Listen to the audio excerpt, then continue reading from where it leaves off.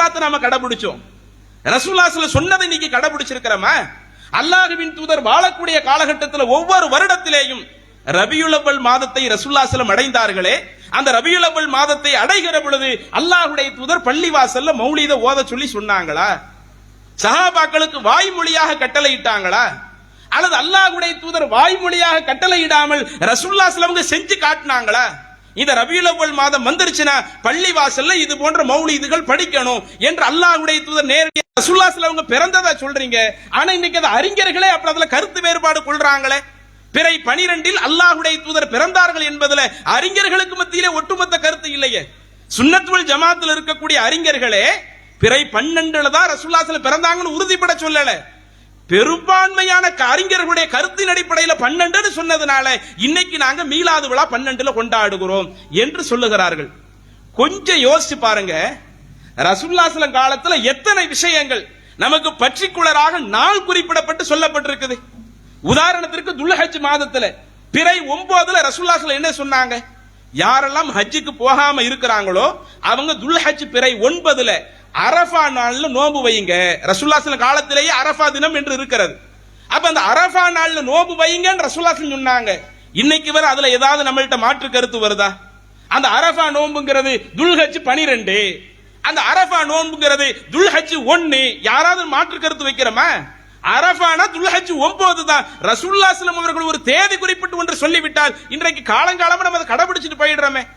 அதே போல ஆஷுரா நோன்பு, முஹர்ரம் மாதத்தினுடைய 10வது நாள் ஆஷுரா தினம் என்று சொன்னார்கள். அந்த யூதருக்கு மாறு செய்ய வேண்டும் என்பதற்காக அதற்கு முந்தைய ஒரு தினமும் நீங்கள் நோன்பு வையுங்கள் சொன்னாங்க. அந்த முஹர்ரம் 9, 10 நோன்பு வைக்க சொல்லி பர்டிகுலராக நாளை குறிப்பிட்டு சொன்னாங்கல்லங்க.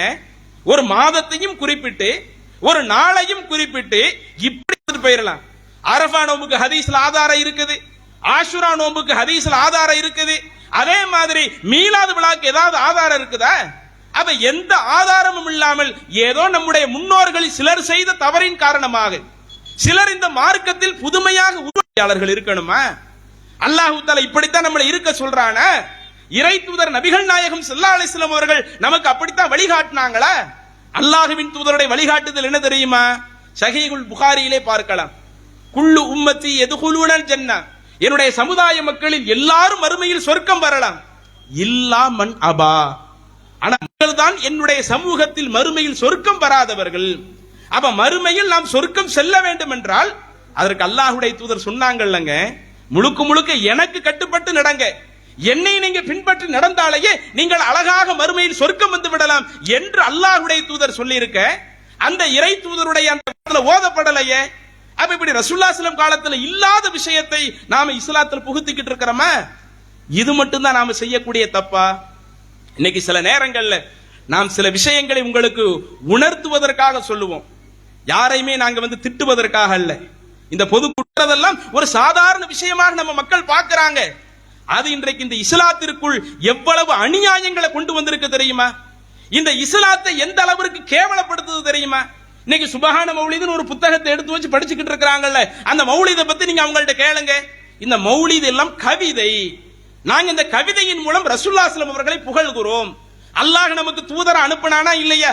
அந்த தூதரை நாங்கள் இது போன்ற அந்த கவிதையின் மூலமாக புகழ்கிறோம் என்று சொல்லித்தான் இன்றைக்கு மௌலிதை படித்துக் கொண்டிருக்கிறார்கள்.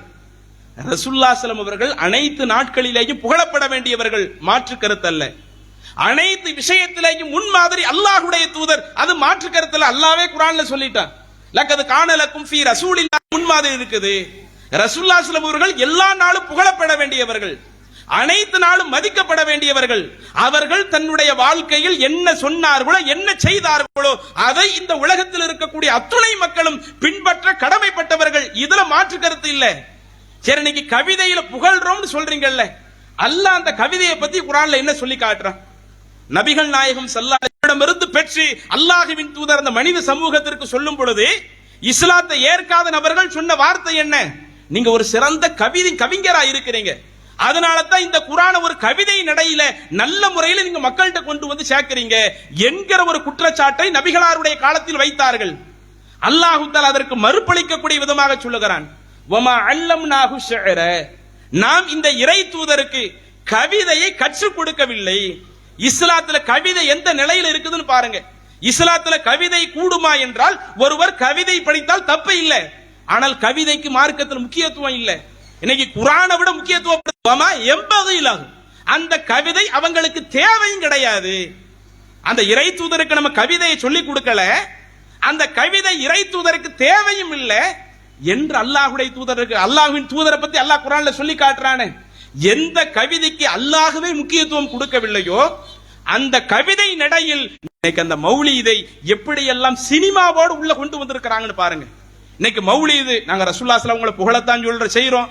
அது தமிழ்லையும் அல்லாஹ்வின் தூதரை புகழலாம், அரபியிலையும் அல்லாஹ்வின் தூதரை புகழலாம், அல்லாஹ்வின் தூதரை புகழக்கூடிய அந்த வார்த்தைகளை பள்ளிவாசல்ல உட்கார்ந்து படிக்கலாம் என்கிற அளவிற்கு இன்றைக்கு நீங்கள் சுபஹான மௌலிதுக்கு முக்கியத்துவம் கொடுக்கிறீங்களே. அஸ்ஸலாமு அலைக அஸ்ஃபல் அஸ்ஃபியாயி அஸ்ஸலாமு அலைக அஸ்கல் அஸ்கியாயி அஸ்ஸலாமு அலைக மிர் ரப்பிஸ் ஸமா. இப்படி என்ன செய்யறாங்க? அரபியில் ஆரம்பிச்ச கவிதை அரபியில சினிமாவை உள்ள கொண்டு வந்து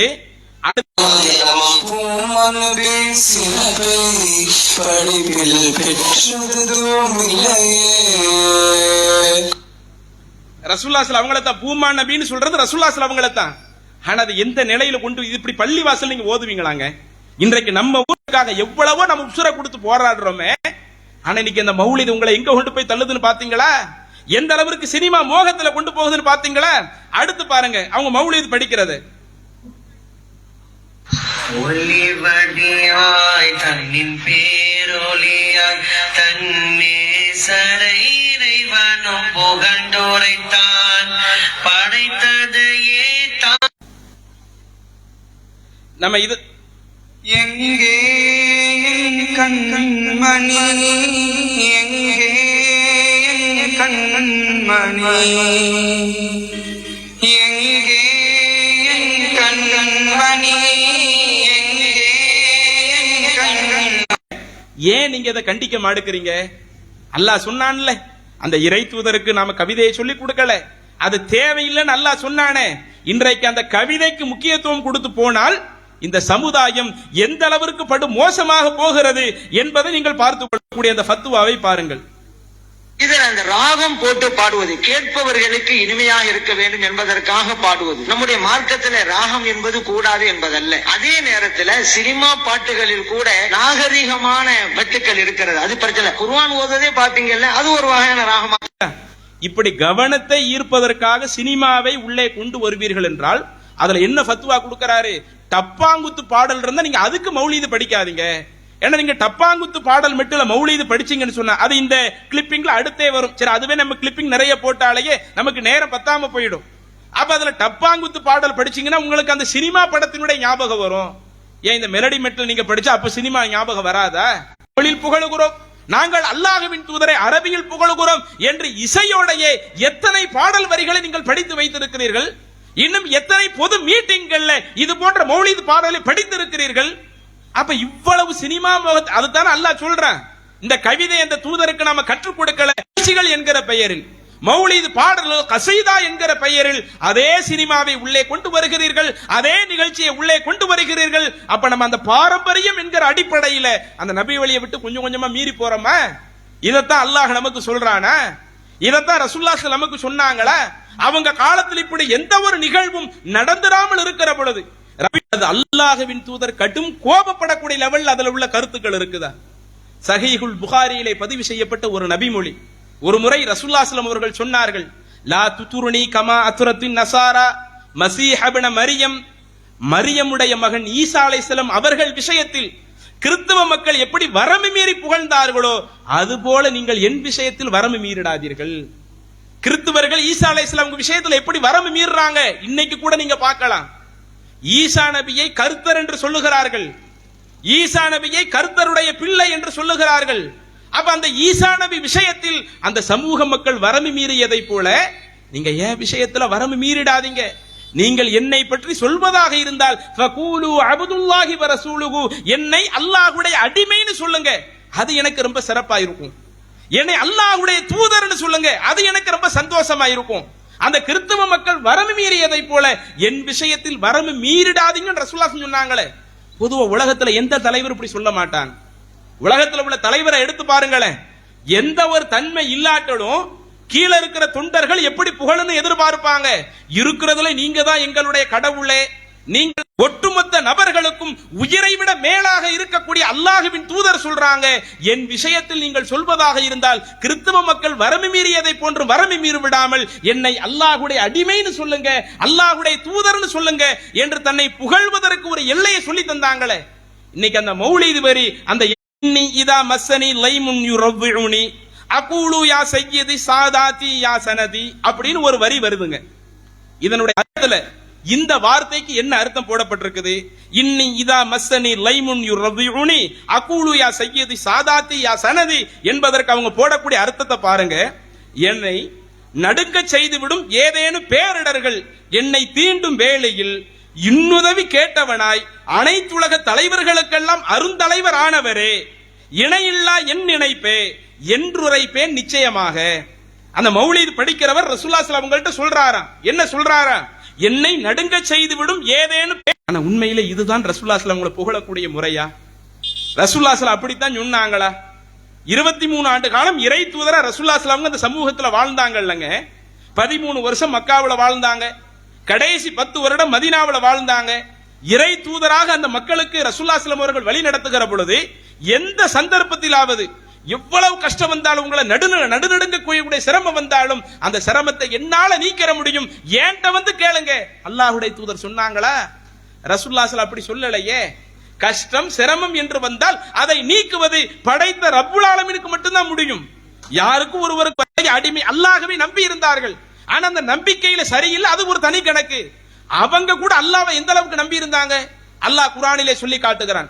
ஃபஇதா ரகிபு ஃபில் ஃபுல்க், அந்த இறைவனை ஏற்காத நபர்கள் கடலிலே ஒரு பயணம் மேற்கொள்ளுகிற பொழுது அதுல ஒரு கஷ்ட சிரமம் வந்துருச்சுன்னா உடனே என்ன செஞ்சிருவாங்களா? ஒரு கடல் பயணத்துல இருக்கிறாங்க, கடுமையான இந்த கஷ்டத்திலிருந்து காப்பாற்றணும், இந்த எங்களுடைய பயணத்துல ஒரு பெரிய சிரமம் வந்துருச்சு, அந்த சிரமத்திலிருந்து இறைவன் நீ தான் எங்களை காப்பாற்ற வேண்டும் என்று அந்த நபர்கள் கேட்பார்கள்.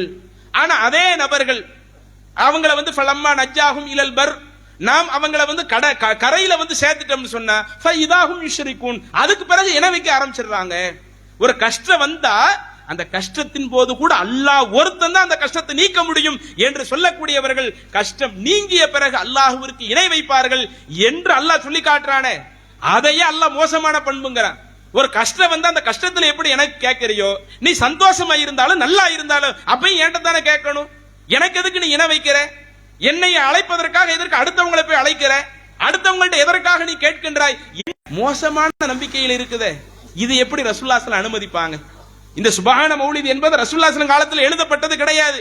அவர்களுக்கு அவங்க மறைந்து பல வருஷத்துக்கு பிறகு யாரோ ஒருவரால் எழுதப்பட்டது. அவர் மார்க்கத்தை சரியா தெரியாம எழுதி வைத்திருக்கிறார், இஸ்லாமிய சட்டத்துக்கு மாற்றமா எழுதி வைத்திருக்கிறார், அல்லாஹ்வின் தூதரை புகழுகிறோம் என்ற பெயரில் வரம்பு மீறி வைத்திருக்கிறார். அப்படி வரம்பு மீறிய வரிகளை எல்லாம் சர்வ சாதாரணமா படிச்சுக்கிட்டு இருக்கிறீங்களே என்று அல்லாஹ்வின் தூதரிடத்திலே கோரிக்கை வைக்கிறார்கள். ரசூலுல்லாஹி ஸல்லல்லாஹு அலைஹி வாழக்கூடிய காலத்தில் இப்படி சொன்னாங்களா? நாம இஸ்லாத்தினுடைய ஆரம்ப காலகட்டத்தை பார்த்திருக்கிறோமே. மதீனாவினுடைய ஆரம்ப வாழ்க்கையில நீங்க எடுத்து பார்த்தால் மதீனாவினுடைய ஆரம்ப வாழ்க்கையிலேயும் நிறைய சிரமங்கள் இருந்தது.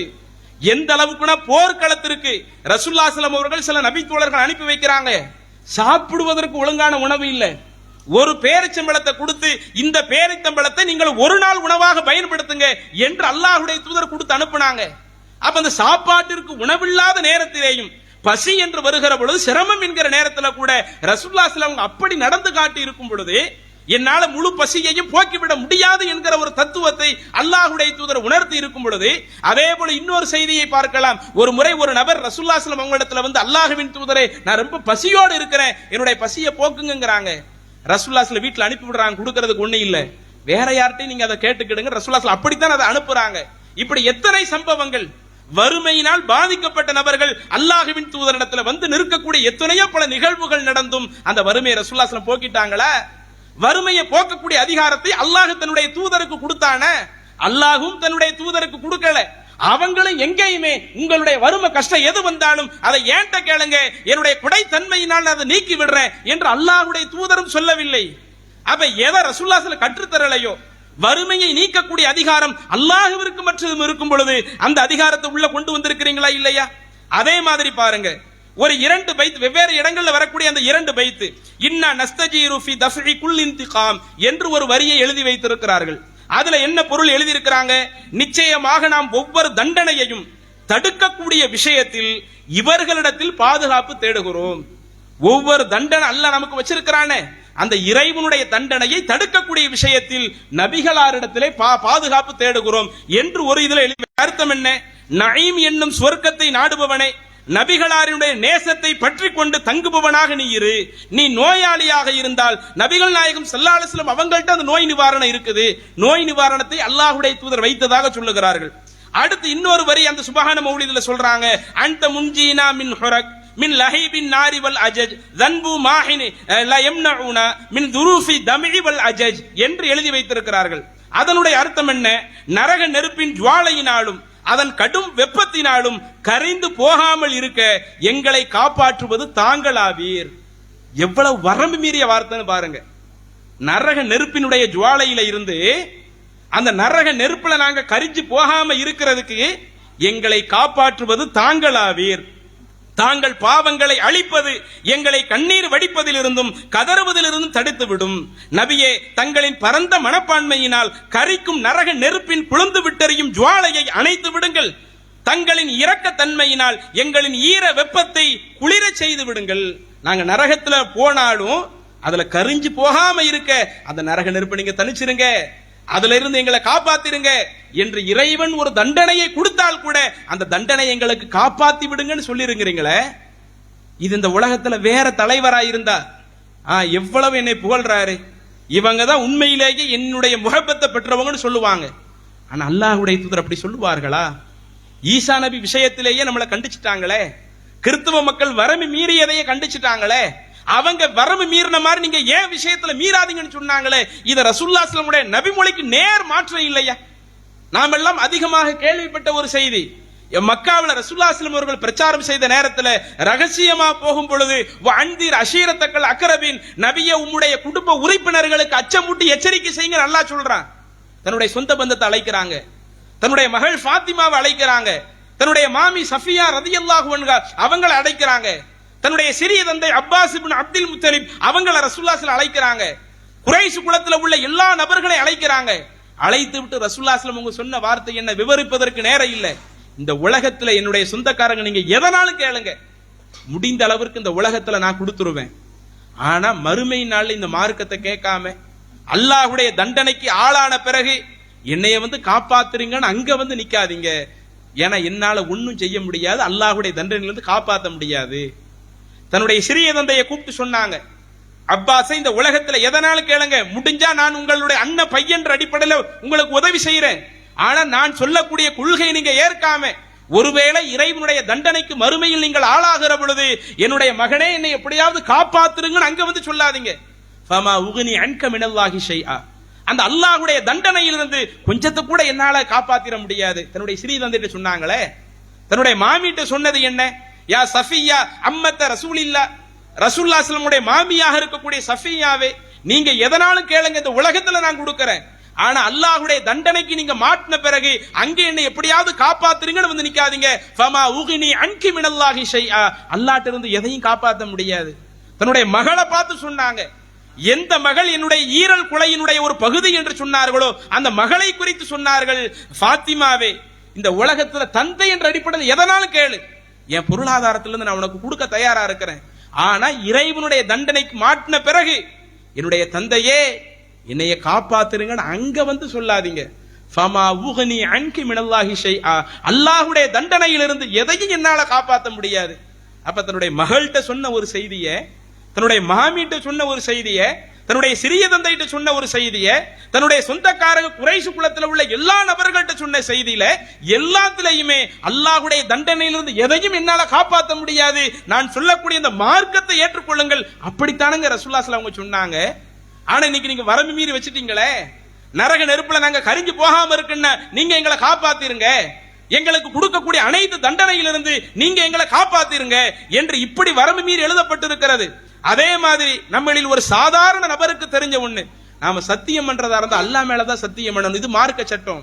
மௌலிதுல என்ன எழுதி வச்சிருக்கிறீங்க? அக்ஸம் துஃபி நஸ்ரிபிக்கும் அலைக்குமோ, இறை தூதர் மீது சத்தியம் செய்து எழுதி வைத்திருக்கிறீர்கள்.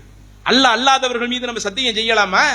ரசூலுல்லாஹ் சொல்றாங்களே, மன் ஹலஃப லி கைரில்லாஹி பிஹி, யார் அல்லாஹ் அல்லாதவர்களை கொண்டு சத்தியம் செய்கிறார்களோ ஃபக்கத் அஷ்ரக, அவர் படைத்த இறைவனுக்கு இணை வைத்து விட்டார். அப்ப அந்த மார்க்கத்தில் இல்லாத ஒரு காரியத்தை நீங்கள் செய்தது சினிமா பாடலை உள்ளே புகுத்துவதன் மூலம் இஸ்லாத்தை இழிவுபடுத்த ஆரம்பித்து விட்டது.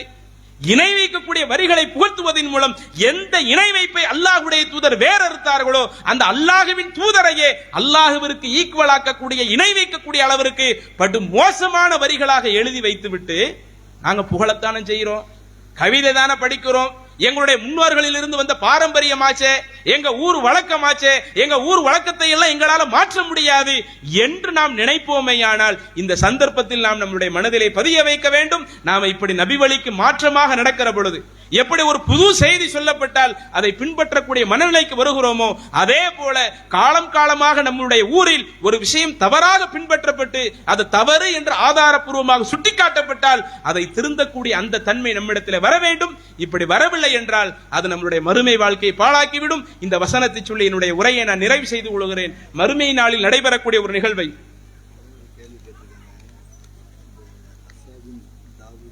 அடுத்து பார்த்து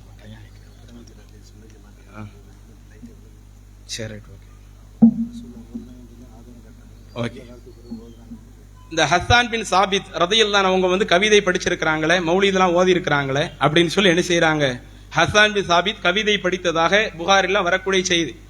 அது ரபியுல் அவ்வல் மாதத்துல ஓதுனாங்களா? இன்னைக்கு நீங்க அந்த கவிதையை தான் படிச்சுக்கிட்டு இருக்கிறீங்களா? நான் ஆரம்பத்தில் சொல்லும் பொழுதே உங்களுக்கு குறிப்பிட்டது, இஸ்லாத்தில் கவிதைக்கு அனுமதி இருக்கிறது. போர்க்களத்தில் போகும்போது அந்த கவிதையை படிச்சிருக்கிறாங்க, அதை வணக்கம்னு சொன்னாங்களா? இன்னைக்கு நீங்க வணக்கம்னு சொல்லி வச்சிருக்கிறீங்க.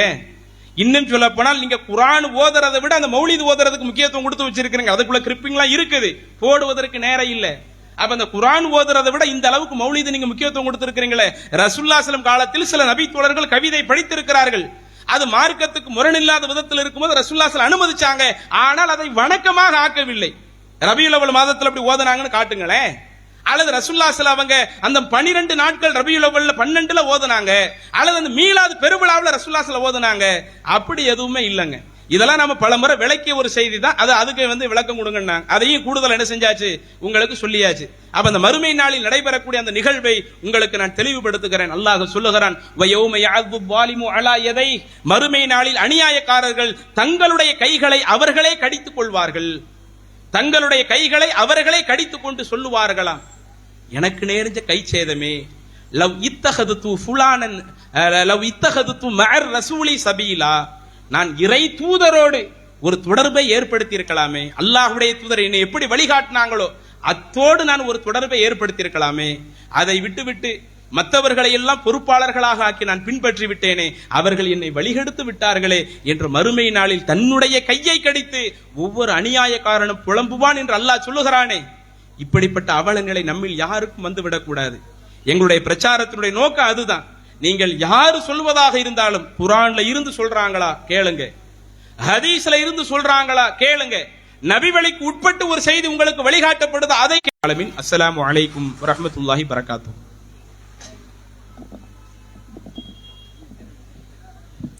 அல்ஹம்துலில்லாஹ், அல்லாஹ்வுடைய மகத்தான கிருபையினால் நிகழ்ச்சியினுடைய இறுதியை அடைந்து விட்டோம். இங்கு செலவு செய்யப்பட்ட செலவினங்களுக்கு திடல் வசூல் 11,219 என்பதை அறிவித்திருக்கிறோம். அடுத்ததாக தீர்மானங்கள் நிறைய தீர்மானம் இருக்குது. நேரம் கருதி 2 தீர்மானம் மட்டும் வாசிக்கிறேன். முதல் தீர்மானம், இந்தியாவின் கல்வி சார்ந்த புத்தகங்களை வெளியிடக்கூடிய NCERT அமைப்பின் சார்பாக வரும் ஆண்டில் 11 மற்றும் 12 வகுப்புக்கான புத்தகங்கள் தயாரிப்பு குழு அமைக்கப்பட்டுள்ளது. அந்த குழுவில் RSS மற்றும் அதன் துணை அமைப்பை சார்ந்த குறைந்தது 4 பேர் நேரடியாக இடம்பெற்றிருக்கக்கூடிய செய்திகள் வெளிவருகின்றன. ஏற்கனவே வரலாற்று பாடத்திலும் அறிவியல் பாடத்திலும் ஏராளமான புனைவுகளையும் அறிவியலுக்கு மாற்றமான விஷயங்களையும் பேசி வரக்கூடிய RSS அமைப்பை சார்ந்தவர்கள் புத்தக வடிவமைப்பில் பங்கு பெறுவது என்பது இந்தியாவின் பன்முகத்தன்மையை செயற்பதற்கும் இந்தியாவினுடைய ஒற்றுமையை குலைப்பதற்குமே இட்டுச் செல்லும். ஒரு குறிப்பிட்ட மதம் சார்ந்த விஷயத்தை பாட புத்தகங்களில் புகுத்துவது இந்திய அரசியலமைப்பு சட்டத்துக்கு நேர்முரணானது. இச்செயலை இந்த கூட்டத்தின் வாயிலாக வன்மையாக கண்டிக்கிறோம். அடுத்ததாக, நமது ஊரில் ஒருவழிச்சாலை போக்குவரத்து நெரிசல் அதிகமாக உள்ளது. சனிக்கிழமை மற்றும் ஞாயிற்றுக்கிழமைகளில் கூடுதலான போக்குவரத்து நெரிசல் இருப்பதால் காவல்துறை இதை கவனத்தில் கொண்டு முழுமையாக சரி செய்யுமாறு இந்த பொதுக்கூட்டத்தின் வாயிலாக கேட்டுக்கொள்கிறோம். அஸ்ஸலாமு அலைக்கும் வரஹ்மத்துல்லாஹி.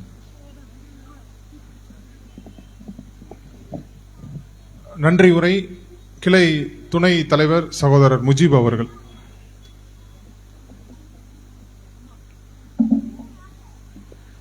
அஸ்ஸலாமு அலைக்கும் ரஹ்மத்துல்லாஹி பரகாத்துஹு. நன்றி அறிவிப்பு. இன்றைய மார்க்க விளக்க பொதுக்கூட்டத்தை சிறப்பாக நடத்தி முடிக்க உதவி புரிந்த அல்லாஹ் ஒருவனுக்கே எல்லா புகழும். இந்நிகழ்ச்சிக்கு தலைமை தாங்கி சிறப்பித்த மாவட்ட தலைவர் ஏ அசாருதீன் அவர்களுக்கும் மற்றும் மாவட்ட நிர்வாகிகளுக்கும், முன்னிலை வகித்த கிளை தலைவர் எஸ் ஷம்சுதீன் அவர்களுக்கும் மற்றும் கிளை நிர்வாகிகள் உறுப்பினர்கள் அனைவருக்கும், மேலும் இந்த நிகழ்ச்சிக்காக வீடுதோறும் தாவா முனைப்புடன் அழைப்பு கொடுத்த காயல்பட்டினம் பெண்கள் தாவா குழுவினருக்கும், சிறைப்புரை ஆற்றிய சகோதரி ஃபாரிசா அவர்களுக்கும், சகோதரர் ஒலி மற்றும் யூசுப் அவர்களுக்கும், இந்நிகழ்ச்சியில் கலந்து கொண்ட அனைத்து சகோதர சகோதரிகளுக்கும், நிகழ்ச்சிக்காக நேரடியாகவும் மறைமுகமாகவும் உழைத்த நல்ல உள்ளங்களுக்கும் காயல்பட்டினம் கிளையின் சார்பாக நெஞ்சார்ந்த நன்றியை தெரிவித்துக் கொள்கின்றோம். இந்த பொதுக்கூட்ட சுபஹானக அல்லாஹும்ம வபிஹம்திக அஷ்ஹது அல்லா இலாஹ இல்லா அன்த அஸ்தக்ஃபிருக வ அத்தூபு இலைஹி. அஸ்ஸலாமு அலைக்கும் வரஹ்மத்துல்லாஹி வபரகாத்துஹு. ஒரு சிறிய அறிவிப்பு. இன்ஷா அல்லாஹ் எதிர் வரக்கூடிய 29ஆம் தேதி சனிக்கிழமை அண்ணல் நபி அழகிய முன்மாதிரி செயல் திட்டத்தை முன்னிட்டு பேட்மா நகரில் மாபெரும் மார்க்க விளக்க பொதுக்கூட்டம் ஏற்பாடு செய்யப்பட்டிருக்கிறது. ஞாயிற்றுக்கிழமை இல்ல, சனிக்கிழமை. இதில் சிறப்புரையாக சகோதரர் அப்துல் ரஹ்மான் ஃபிர்தௌசி அவர்கள் நபி வழி நடந்தால் நரகமில்லை